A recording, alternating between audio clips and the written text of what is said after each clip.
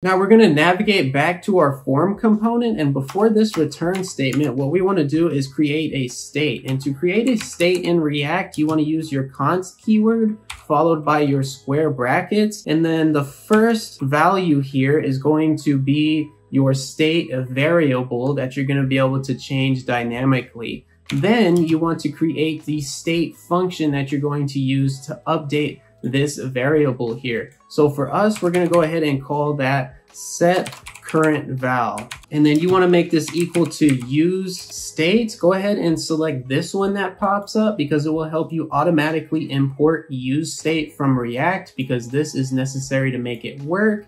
And then inside of your parentheses here is where you can declare the initial value of your state variable here. And for us, we just want this to be an empty string. And the reason we're creating a state here is because we want to create what's called a controlled input for this input element. So first, we need to associate our state with this input element. So to do that, what we want to do is make our value equal to our current val state variable. And then next, what we want to do is we're going to use our onChange event handler, and then we want to pass in our event parameter here to this function that we're going to create. And now we're going to call our set current val state function. And inside of this, we want to use our event parameter dot target dot value. So now we're successfully calling our state function here